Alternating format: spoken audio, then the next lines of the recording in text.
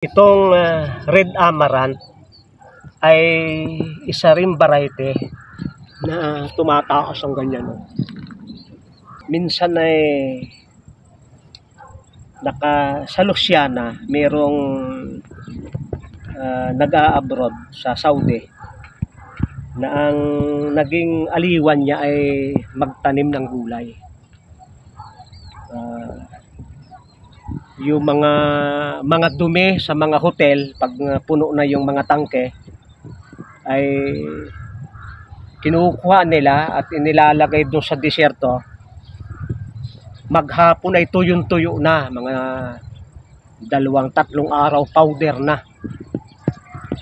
Yun ay kinukuha uli niya at inilalagay sa kanyang garden.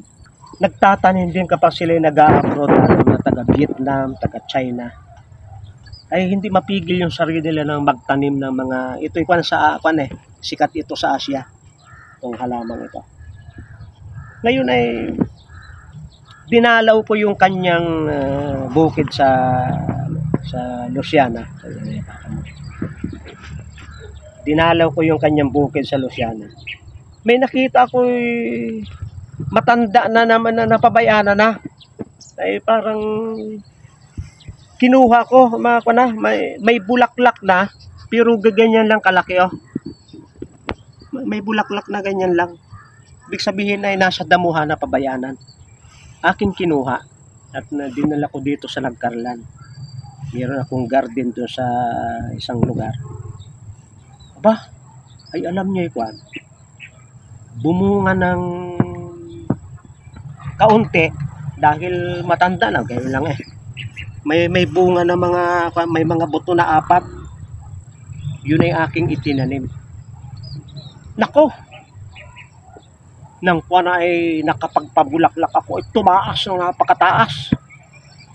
At totoo nga, ang amaranth, pag nahinog na, minsan ka lang magtanim. Dahil ikaw ay, minsan ka lang bumili ng binhi. Dahil yung mga buto niya, ay madaling mamature at madaling kan. At ang sabi ng aking kaibigan na yan, pastor, pag yan anyay na palaki mo, kapag sawa ka na sa dahon, yung katawan naman ang babalatan mo at iyong kakainin. Ang sarap anyang bulang lang, para kanyang nagkuha ng papaya, para ka nagkuha ng basta kuhan, ang sarap na bulang lang. At talagang nang ako'y ay kumakain ako ng mga puno niyan, binabalatan ko, ay maganda nga. Kaya't na kayo ay magtatanim itong red amaranth. Yan ay magandang gawin tea. Napakataas ng anthocyanin. Yan naman yung ganito, talagang anong mga tawag dito? Purple na purple, yung kulay na yon, yun yung hinahabol natin. At may mga tao, may mga laboratory na espesyalista mag-extract ng mga natural na kulay.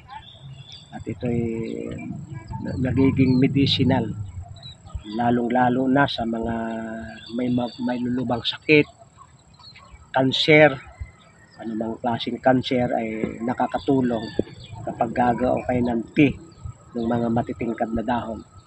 Mag-jujus kayo ng mga pakwan at yun ay ayos. Okay, maraming salamat sa pagsubaybay nyo sa Natural Wellness si Pastor Vito.